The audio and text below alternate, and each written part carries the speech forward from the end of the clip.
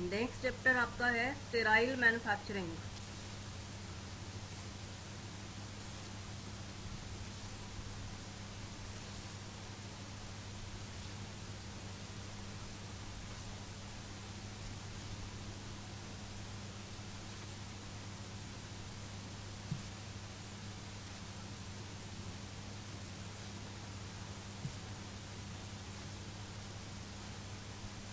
Sterile manufacturing, आपको जैसे बताया था कि हॉस्पिटल्स जो है ना कई बार सोचते हैं कि ये वाली पर्टिकुलर आइटम हमने परचेज नहीं करनी क्योंकि उसकी क्वालिटी या तो अप टू डेट नहीं है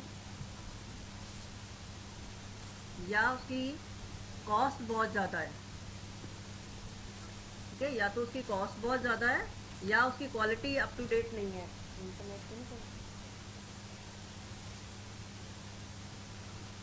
तो उस केस में फिर हॉस्पिटल्स जो हैं वो सोचते हैं कि हम एक या दो पर्टिकुलर आइटम्स जो हैं उनको मैन्युफैक्चर कर लें हॉस्पिटल में। तो इन केस मैन्युफैक्चरिंग हो रही है हॉस्पिटल में तो उसके अपने बहुत सारे नॉर्म्स हैं, गाइडलाइंस हैं, स्पेस एरिया रिक्वायरमेंट क्या है, ठीक है, वो सारी की सारी चीज़ें फॉलो करनी पड़ती हैं। तो ये जो है पहले स्टेराइल मैन्युफैक्चरिंग, स्टेराइल मतलब कई आइटम्स हैं जिनको हम बनाएं तो स्टेरलाइज करना पड़ता है। पता है कौन कौन से स्टेरलाइज करते हैं हम? जैसे पेरेंटल्स हैं, इंजेक्शंस बनाए वो आपको स्टेरलाइज करने पड़ेंगे। अगर ऑप्थेल्मिक प्रोडक्ट्स बना रहे हो, आई ड्रॉप्स बना रहे हो, तो वो आपने स्टेरलाइज करने हैं। लेकिन यहाँ पे हम स्टेराइल मैन्युफैक्चरिंग में मेनली कवर करेंगे पेरेंटल्स की मैन्युफैक्चरिंग। ठीक है, ज़्यादातर अगर हॉस्पिटल्स में होती है मैन्युफैक्चरिंग तो वो पेरेंटल्स, ट्रांसफ्यूजन फ्लूइड्स वगैरह जो हैं उनकी मैन्युफैक्चरिंग करते हैं। तो the foundation of parental therapy, it was laid by Harvey's work on blood circulation.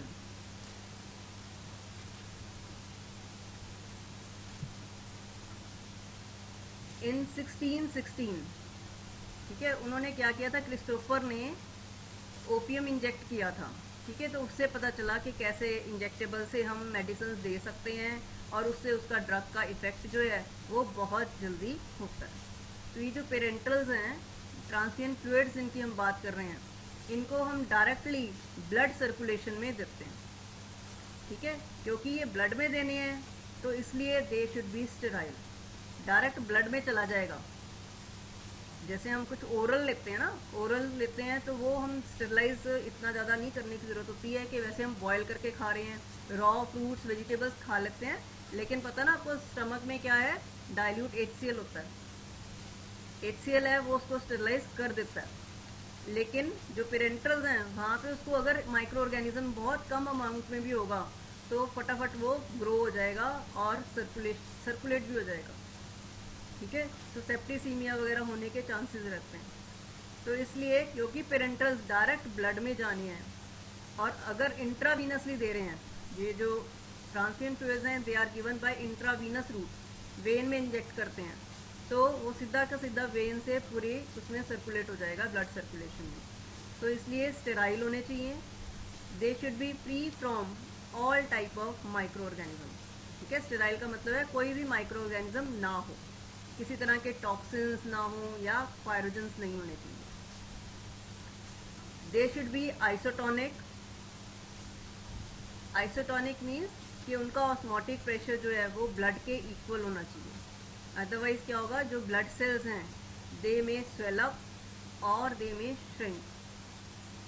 और दूसरा है कि किसी तरह की कोई डस्ट, फाइबर या पार्टिकुलेट मैटर ना हो। इंट्रावीनस जब इंजेक्शन देते हैं तो क्लियर सॉल्यूशन होना चाहिए। अगर कोई पार्टिकल होगा तो क्या है, वो जाके पहले तो वेन मोटी है लेकिन आगे आगे जाके बारीक होके कैपिलरीज जो हैं वो बहुत फाइन होती हैं, उनका जो ल्यूमन साइज है अंदर डायमीटर बहुत पतला होता है, सिंगल सेल थिक भी होती हैं वो कई बार। ठीक है, तो वो पार्टिकल वहाँ जाके ब्लॉक कर देगा। ठीक है, तो ब्लड सर्कुलेशन जो है वो ब्लॉक हो जाएगी। इसलिए कोई भी पार्टिकल नहीं होना चाहिए, they should be clear solutions. Then parenterals जो हैं दो तरह के होते हैं। One are small volume parentals.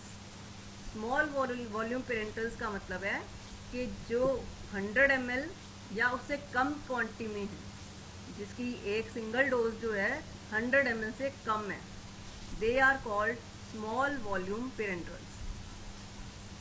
जबकि लार्ज वॉल्यूम पेरेंट्रल्स क्या हैं? These are single dose injections, single dose at a time ही 100 ml इकट्ठा जा रहा है या 100 ml से ज़्यादा है सिंगल डोज, तो they are known as large volume parenterals या लार्ज वॉल्यूम फ्लूइड्स भी कहते हैं इनको।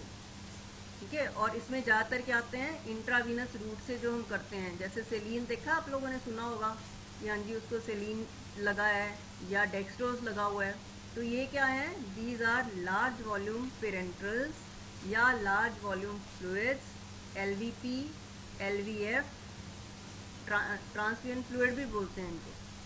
ठीक है, ट्रांसफ्यूजन फ्लूइड, इंट्रावीनस फ्लूइड, ये सारे एक ही चीज़ है, एक ही चीज़ का नाम है।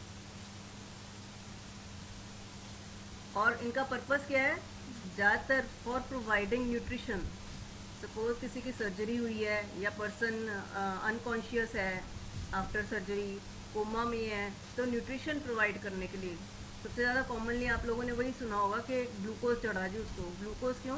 न्यूट्रिशन देने के लिए, क्योंकि वो खा पी नहीं पा रहा, ओरल तो ले नहीं पा रहा, तो इसलिए पेरेंटल रूट से उसका न्यूट्रिशन जो है वो चलता रहता है। For providing nutrition, sometimes for correcting disturbances in electrolyte balance। Electrolyte level कम ज़्यादा हो गया तो उस केस में भी ट्रांसफ्यूजन फ्लूइड्स देते हैं। For example excessive vomiting, diarrhoea हो गया, तो उससे क्या है? बॉडी से फ्लूइड लॉस हो रहा है बहुत ज़्यादा, तो उस केस में इलेक्ट्रोलाइट एंड फ्लूइड बैलेंस को रिकवर करने के लिए यूज़ करते हैं। एंड समटाइम्स फ्लूइड रिप्लेनिशमेंट, यही जो आपको बताया, डिहाइड्रेशन अगर हो गई, जो एक्सेसिव वॉमिटिंग डायरिया से क्या डर रहता है कि फ्लूइड लॉस हो जाएगा बॉडी से, दैट कंडीशन अगर एक्सेसिव हो जाए तो उसको बोलते हैं डिहाइड्रेशन। तो डिहाइड्रेशन में फ्लूइड्स को रिप्लेस करने के लिए, रिप्लेनिश करने के लिए भी यूज़ करते हैं इनको लार्ज वॉल्यूम पेरेंट्रल्स को। ठीक है, ये याद रखना कि ये सिंगल डोज हैं, सिंगल डोज एक ही बार में इकट्ठा जो है ना 100 ml या 100 ml से ज़्यादा अगर हम चढ़ा रहे हैं तो उसको कहते हैं large volume parenteral. Then advantages of parenteral route. Parenteral route से ड्रग देने के क्या क्या एडवांटेजेस हैं? एक तो है, ये आप लोगों ने शायद किया भी होगा, एक तो है कि absorption is rapid and quick, क्योंकि डायरेक्ट ब्लड सर्कुलेशन में पहुंच गई ड्रग, एक तरह से 100% हम कह सकते हैं कि एब्जॉर्ब हो गई। एब्जॉर्प्शन का मतलब है the amount and extent of drug absorbed that reaches the blood circulation। यहाँ पे क्योंकि ब्लड सर्कुलेशन में डायरेक्टली पहुँच गई, इमीडिएटली पहुँच गई, so absorption is rapid and quick। then second is accurate dose of the drug can be given।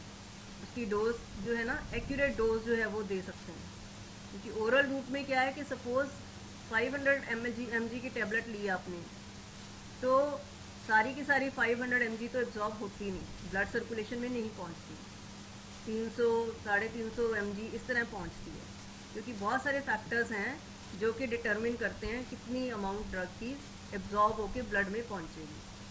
तो इस रूट से हम एग्जैक्ट एक्यूरेट डोज जो है that can be administered into the blood circulation. Then the drug enters into circulation in an active form. ये active form में पहुंच गई। ये एक्टिव फॉर्म का मतलब क्या है कि जब हम ओरल रूट से लेते हैं तो कई बार क्या है, ड्रग मेटाबोलाइज होके, ब्रेक डाउन होके फिर आगे ब्लड सर्कुलेशन में आती है। कई ड्रग्स जो हैं एंटेरोहिपैटिक सर्कुलेशन में चली जाती हैं, वो भी आप चीज़ें धीरे धीरे पता चलेंगी आपको कि पहले लिवर में पहुंच जाती है drug before reaching the systemic circulation. तो उसमें क्या है कि ड्रग काफ़ी ज़्यादा मेटाबोलाइज हो चुकी होती है मेन सर्कुलेशन, सिस्टमिक सर्कुलेशन में पहुंचने से पहले। लेकिन अगर हमने इंजेक्शन लगा दिया वेन में तो डायरेक्ट जो है ड्रग एक्टिव फॉर्म में, उसी फॉर्म में डायरेक्ट वहाँ पहुँच गई ब्लड में। और सबसे बड़ा एडवांटेज कि it is useful in emergency and in case of unconscious patients. Unconscious patients में हमने न्यूट्रिशन प्रोवाइड करना है, फ्लूइड देना है, तो उसके लिए ही बहुत ज़्यादा यूज़फुल है ये वाला मेथड। अगर वॉमिटिंग्स आ रही हैं, पेशेंट नहीं ले पा रहा, या ओरल कैंसर है मुंह में, किसी भी कारण से अगर ओरली नहीं ले पा रहा तो उस केस में हम न्यूट्रिशन वगैरह प्रोवाइड कर सकते हैं। इवन मेडिसिन जो हैं वो भी इसी मेथड से ही प्रोवाइड की जा सकती हैं। लेकिन इसके अपने ड्रॉबैक्स भी हैं, डिसएडवांटेजेस भी हैं पेरेंटल रूट के। वो क्या क्या हैं? Number 1 is pain. डर लगता है ना कईयों को इंजेक्शन लगवाने से, क्योंकि पेन होती है। Second is it is an expensive route. Expensive route है। टैबलेट तो आपने ली, सीधा निगल ली पानी से, लेकिन जब इंजेक्शन लगना है तो पहले तो आपको बताया कि स्टेराइल करना पड़ेगा, उसकी कॉस्ट वैसे ही ज़्यादा हो जाती है, मैन्युफैक्चरिंग कॉस्ट जो है वो बढ़ गई। प्लस उसको लगाने के लिए आपको नीडल सिरिंज चाहिए, वो भी स्टेराइल चाहिए। प्लस वो आप खुद लगा नहीं पाओगे, उसके लिए डॉक्टर या कोई मतलब मेडिकल चाहिए, आपको पर्सन चाहिए, नर्स लगा सकती है, तो उसके भी अपने जो है प्रोफेशनल चार्जेस लगेंगे। तो ये एक्सपेंसिव मेथड है। Self medication is not possible, कि अपने आप नहीं ले पाओगे आप, आपको किसी तरह के असिस्टेंट की ज़रूरत पड़ेगी। Then abscess and inflammation at the site of injection. जहाँ इंजेक्शन लगा है वहाँ पे इन्फ्लेमेशन हो सकती है, क्योंकि सुई लगी है ना अंदर, नीडल अंदर चुभेगी तो थोड़ी बहुत inflammation. Abscess means swelling, swelling हो जाएगी वहाँ पे। Then sterile procedures are required for injection, कि जब आपकी नीडल सिरिंज वो स्टेराइल होनी चाहिए, आपका जो प्रोडक्ट है जो डोसेज फॉर्म है दैट शुड बी स्टेराइल। और लगाने से पहले वो डॉक्टर स्वैब भी लगाते हैं ना, उसको भी थोड़ा सा आपने डिसइंफेक्ट कर लेना है स्किन को। तो उसके लिए अगर हॉस्पिटल में मैन्युफैक्चरिंग होनी है, स्टेराइल मैन्युफैक्चरिंग होनी है, तो उसके लिए फार्मासिस्ट जो है पहले क्या करता है, बजट तैयार करता है कि क्या ये कर पाएंगे हम हॉस्पिटल में। अगर करना है तो क्या क्या चीज़ें चाहिए, उनकी क्या कॉस्ट होगी, और उनकी कॉस्ट जो है कितने टाइम बाद हम रिकवर कर पाएंगे। ठीक है, ये जैसे कई बार क्या होता है, 1 साल तक तो तुम्हारी वो जो मशीन्स की कॉस्ट जो है, 1 साल 2 साल तक तो वो मशीन की कॉस्ट निकलती नहीं है। उसके बाद आपका जो है प्रॉफिट मेकिंग स्टार्ट होता है। कौन कौन से इक्विपमेंट्स चाहिए, कितना स्पेस एरिया रिक्वायर्ड है, और कौन से स्किल्ड पर्सनस की ज़रूरत है, कौन कौन से प्रोसीजर्स या हमें फॉर्मेलिटीज़ पूरी करनी पड़ेंगी। तो यहाँ पे हम क्या करेंगे discuss, hospital and clinical pharmacy में हमने वो डिस्कस करना है कि रिक्वायरमेंट्स क्या क्या है, किस तरह से इस्टेब्लिश करना है मैन्युफैक्चरिंग यूनिट। जो उसकी मैन्युफैक्चरिंग की प्रोसेस वगैरह हैं वो डिटेल में आप करोगे फार्मास्यूटिक्स में। ठीक है, यहाँ पे उनकी ब्रीफिंग है, मेन है कि सेटअप कैसे करना है मैन्युफैक्चरिंग यूनिट। क्योंकि आपको हॉस्पिटल फार्मासिस्ट के फंक्शन में बताया था कि इन केस मैन्युफैक्चरिंग के लिए ऑप्ट करते हैं हॉस्पिटल वाले, तो वो किसकी रिस्पॉन्सिबिलिटी है, चीफ हॉस्पिटल फार्मासिस्ट की। He should be able to establish a manufacturing unit in the hospital, और वो सारा का सारा असेस भी कर पाए, बजट वगैरह, कि सस्ता भी पड़ेगा कि नहीं पड़ेगा, कितने टाइम बाद हम एट पार आ जाएंगे। तो इक्विपमेंट्स जो हैं ये मेंशन्ड है उसमें ड्रग्स एंड कॉस्मेटिक एक्ट में, कि स्टेराइल मैन्युफैक्चरिंग अगर करनी है तो उसके लिए क्या क्या इक्विपमेंट्स रिक्वायर्ड है। ये उनकी लिस्ट है। ये है पहले storage equipment, storage ampoules, vial, bottles and closures, उनके लिए स्टोरेज कैबिनेट्स होने चाहिए। ये एम्प्यूल वगैरह पता है आपको, एम्प्यूल वायल क्या होती है? एम्प्यूल्स ये ग्लास के होते हैं, इनकी नेक जो है वो भी ग्लास की है, और यूज़ करने के टाइम पे वो नर्स उसको तोड़ेगी ऊपर से। ठीक है, तो वो है एम्प्यूल। वायल्स हैं वो छोटी छोटी बॉटल्स होती हैं, बॉटल्स हैं, ऊपर रबर कैप लगी होती है, और फिर एल्युमिनियम कैप से उसको सील किया होता है, उस प्लेस पे टिकाया होता है। बॉटल्स में आ जाएंगी ट्रांसपेरेंट बॉटल्स, ये ग्लास की भी होती हैं, प्लास्टिक की भी होती हैं, कंटेनर्स भी करेंगे हम आगे आगे। ठीक है, तो बॉटल्स जो हैं दे में be made up of glass और प्लास्टिक। क्लोजर से मतलब है यहाँ पे कैप, मेनली रबर कैप, क्योंकि रबर कैप जो है वो डायरेक्टली हमारी ड्रग के कंटैक्ट में आएगा। और ये जो है सारी की सारी आइटम्स ये कंज्यूमेबल आइटम्स हैं, जैसे एम्प्यूल है, वायल्स हैं, और क्लोजर्स हैं। उसके बाद है एम्प्यूल वॉशिंग मशीन। अगर एम्प्यूल्स में फिल करनी है आपने ड्रग तो एम्प्यूल वॉशिंग मशीन होनी चाहिए, क्योंकि सिंगल सिंगल पकड़ के तो धोगे नहीं आप, तो उसके लिए वॉशिंग मशीन है एम्प्यूल्स की स्पेशल। तो उसमें काफ़ी सारे एम्प्यूल्स जो इकट्ठे वॉश हो जाते हैं। देन एम्प्यूल ड्राइंग मशीन, उसको फिर ड्राई करना है, उसके लिए भी ampoule drawing machine is required. Then dust proof storage cabinet, storage cabinet जिसके अंदर मतलब खुला ना हो, डस्ट ना जा पाए। Mixing tanks and other containers, कि आपने सपोज सोल्यूशन बनाना है सोडियम क्लोराइड का या ग्लूकोज का सोल्यूशन बनाना है, तो एक बड़ा सारा कंटेनर होना चाहिए, टैंक ही बोलेंगे उसको, बड़ा सारा मिक्सिंग टैंक, जिसमें आप अपना सोल्यूट डाल के उसको मिक्स कर लो, डिज़ोल्व कर लो। ज़्यादातर सोल्यूशन है तो डिज़ोल्व कर लो, अगर सस्पेंशन है तो आप उसको सस्पेंड करोगे। Mixing tanks and other containers, जो कि हमें मिक्सिंग के लिए चाहिए। देन मिक्सर्स, क्योंकि हम यहाँ पे बात कर रहे हैं मैन्युफैक्चरिंग की। Manufacturing means preparation on a very large scale. ये नहीं है कि हमने जैसे आप बनाते हो लैब में तो एक छोटी सी बॉटल में 100 ml बना लिया, that is not called manufacturing. Manufacturing का मतलब है कि बहुत सारे यूनिट्स जो हैं वो बनते जा रहे हैं लगातार। तो उसके लिए जो हमारे टैंक्स वगैरह हैं बहुत बड़े होते हैं, कंटेनर्स। तो इवन अगर आपको सोडियम क्लोराइड जो कि बहुत सॉल्यूबल है वाटर में, उसको भी मिक्स करने के लिए you will need a mixer. कई बार ये जो कंटेनर्स हैं, जो इंडस्ट्रीज़ हैं, फैक्ट्रीज़ हैं ना जहाँ पे ट्रांसपेरेंट फ्लूइड बनते हैं, वहाँ पे क्या होता है कि टैंक इतना बड़ा है, ये कंटेनर जिसमें मिक्सिंग हो रही है, कि नीचे वाले फ्लोर से शुरू होकर ऊपर वाले फ्लोर तक चलता रहता है। इतना बड़ा कंटेनर है, तो वहाँ पे फिर हाथ से मिक्सिंग नहीं होगी, उसके लिए मिक्सर्स भी चाहिए।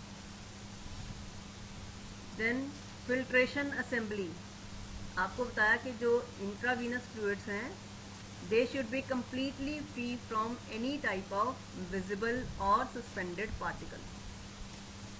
तो उससे उन पार्टिकल्स को सेपरेट करने के लिए, वैसे आपका सोल्यूट सॉल्युबल है, सोडियम क्लोराइड ग्लूकोज वो सॉल्युबल है, लेकिन फिर भी कोई इम्प्योरिटी हो सकती है, वो अगर आ गई तो उसको फिल्टर करने के लिए फिल्ट्रेशन असेंबली। क्योंकि बहुत फाइन पार्टिकल्स को हमने फिल्टर करना है, तो ये सिंपल फिल्टर नहीं करोगे आप, जैसे फिल्टर पेपर कह लो या कॉटन के थ्रू फिल्टर करेंगे, तो उससे अच्छा ना ही फिल्टर करो। क्योंकि कॉटन से या आप कॉटन फिल्टर पेपर से फिल्टर करने से भी क्या है कि थोड़ी बहुत फाइबर्स उसमें जो हैं पेपर की, दे मे कम इनटू द फिल्ट्रेट, और वो बिल्कुल हाईली हाईली अनडिज़ायरेबल है, क्योंकि वो छोटा पार्टिकल जो हमने फिल्टर करना था उससे भी ज़्यादा बड़ा साइज तो इसका ही हो जाएगा फाइबर का, जो कि आगे जाके ब्लॉक कर सकती है वेन्स को। तो फिल्ट्रेशन असेंबली में हम सिंटर्ड फिल्टर्स यूज़ करते हैं और वैक्यूम पंप लगा के फिर फिल्ट्रेशन होगी, because pore size is very small, और उतने पोर साइज से फिल्ट्रेशन बहुत स्लो होगी, तो वैक्यूम लगाना पड़ेगा, तो इसलिए उसको फिल्ट्रेशन असेंबली कहा है। सिंटर्ड ग्लास फनल, जो आपको बताया कि सिंटर्ड फिल्टर से करना है, तो सिंटर्ड ग्लास फनल जिसमें वो फिल्टर फिट हुआ हुआ है। Then you may need a hot air oven and autoclave, ये दोनों हैं स्टरलाइजेशन के लिए चाहिए, डिपेंडिंग अपॉन कि आपकी ड्रग किस मेथड से स्टरलाइज होनी है। अगर ड्राई हीट से होनी है तो you need a hot air oven, और अगर स्टीम स्टरलाइजेशन से होनी है तो ऑटोक्लेव इज रिक्वायर्ड। जो ट्रांसपेरेंट फ्लूइड्स हैं, most of the transparent fluids they are prepared by autoclave method until unless your drug is thermolabile. हम जो कॉमनली बात करते हैं कि sodium chloride injection, dextrose injection, dextrose and sodium chloride injection, वो ज़्यादातर ये ऑटोक्लेविंग से स्टरलाइज हो जाते हैं। ऑटोक्लेव जो है वो भी अलग अलग साइज़ के आते हैं, तो यहाँ पे अगर मैन्युफैक्चरिंग करनी तो बड़े वाले ऑटोक्लेव चाहिए, जो आपकी लैब में पड़े हुए हैं आपने देखे होंगे, वो वाले से नहीं चलेगा काम। Then filling and sealing unit, अब उनको फिल करना है। सपोज एम्प्यूल में डोज है आपकी 10 ml या 5 ml है, तो एम्प्यूल्स को फिल करने के लिए हाथ से पकड़ पकड़ के नहीं नाप नाप के डाली जाओगे, वो तो टाइम बहुत लगेगा। तो ऑटोमेटिक मशीन्स हैं जो कि एक मैयर्ड अमाउंट को फिल करेंगी। उसकी आप सेटिंग कर दोगे कि इतना जो वॉल्यूम जब फिल होगा तो इतना ml जा रहा है उसमें, तो फिलिंग ऑटोमेटिकली हो जाएगी through a filling unit. And उसके बाद नेक्स्ट स्टेप सीलिंग का। वायल्स हैं तो उनकी वायल्स की सीलिंग, या अगर एम्प्यूल हैं तो एम्प्यूल सीलिंग। ये सारी की सारी मशीन्स जो हैं, मशीन से काम होगा। Next is clarity test apparatus. जब आपने कोई प्रोडक्ट बना लिया तो उसके बाद उसको एज सच ही हम एडमिनिस्टर नहीं कर देंगे, उसकी पहले टेस्टिंग करनी पड़ती है। तो वो टेस्टिंग लैब जो है ये डिपेंड करता है हॉस्पिटल पे कि टेस्टिंग भी खुद भी कर सकते हैं हम, या टेस्टिंग बाहर टेस्टिंग लैब से भी करवा सकते हैं। लेकिन before testing it can not be given to the patient. तो जो स्टेराइल गुड्स हैं उनके लिए कौन कौन से टेस्टिंग चाहिए? एक तो clarity test operators. Clarity test operators में हम ये चेक करेंगे कि सोल्यूशन आपका क्लियर है, उसमें कोई पार्टिकल्स तो नहीं है। तो उसके लिए हमें चाहिए क्लैरिटी टेस्ट ऑपरेटर्स। प्रोसीजर क्या है और ये ऑपरेटर्स कैसे करेगा टेस्ट, वो हम आगे आने वाले उनमें करेंगे डिस्कस। अभी आप नाम बता रही हूँ अभी आपको यहाँ पे इक्विपमेंट्स कौन कौन से चाहिए। Then leakage testing equipment. Leakage testing is done in case of ampoules. अगर आपने एम्प्यूल में फिल किया है तो ये लीकेज टेस्टिंग टेस्ट जो है वो हम करते हैं, और उसके लिए इक्विपमेंट चाहिए leakage testing. Then labelling and packaging benches. इसके लिए भी बेल्ट्स हैं, बेल्ट्स पे आपका वो आती रहेंगी बॉटल्स, उनके साथ लगातार लेबलिंग जो है लेबल्स चिपकते जाएंगे ऑटोमेटिकली। ठीक है, तो अलग अलग बेंचेस हैं उसके लिए, या कन्वेयर बेल्ट्स हो सकती हैं कि वहाँ पे आई जा रही आइटम और उन पे लेबल जो है वो पेस्ट हुए जा रहे हैं। Then storage equipment for distilled water, क्योंकि उसमें क्या है आपको जो लेते हैं हम व्हीकल लेते हैं वो सिंपल वाटर या डिस्टिल्ड वाटर नहीं लेते हम, डिस्टिल्ड वाटर भी आगे स्टेरलाइज्ड किया होता है, पार्जन फ्री होना चाहिए वो। तो उसके लिए distilled water including cold storage and refrigeration, ये सारी के सारी इक्विपमेंट्स जो हैं these are required for setting up a manufacturing section. Then space area. Space area, जगह कितनी चाहिए? The minimum space area requirement is 60 square metre and that 60 square metre should be divided suitably. मतलब उसमें अब आपने कितना स्टेराइल एरिया बनाना है, aseptic area बनाना है, कितने में स्टोरेज एरिया बनाना है, क्वारंटाइन एरिया रखना है, कंपाउंडिंग एरिया, ये एरियाज जो है ना इनकी भी अलग अलग वो आगे नीचे दिया हुआ है। ठीक है, तो that is divided suitably. The area should be located away from any factory. कोई फैक्ट्री वगैरह के आसपास नहीं होना चाहिए। क्यों नहीं होना चाहिए? क्योंकि फैक्ट्री का धुआं वगैरह हो सकता है एयर में, तो उससे कंटामिनेशन हो सकती है। इसलिए किसी भी तरह की कोई फैक्ट्री वगैरह से दूर होना चाहिए वाला एरिया। फिर वो जो एरिया की वॉल्स हैं and floor of the rooms they should be smooth. Surface smooth होना चाहिए उनका, जो डेस्कटॉप वगैरह जो टॉप है ना उनकी, वो स्मूथ होनी चाहिए। स्मूथ सरफेस होने का फ़ायदा क्या होगा कि उस पर डस्ट जमने के चांसेस कम होते हैं। अगर खड्डे खुड्डे हैं, ये जो ग्रूव्स हैं या क्रैक्स हैं, तो क्या होगा, मिट्टी वहाँ पे फंस जाती है, डस्ट वहाँ फंस जाती है ना, और उसको क्लीन करना जो है वो भी मुश्किल रहता है। तो इसलिए दे should be smooth walls and areas जो हैं surfaces they should be smooth.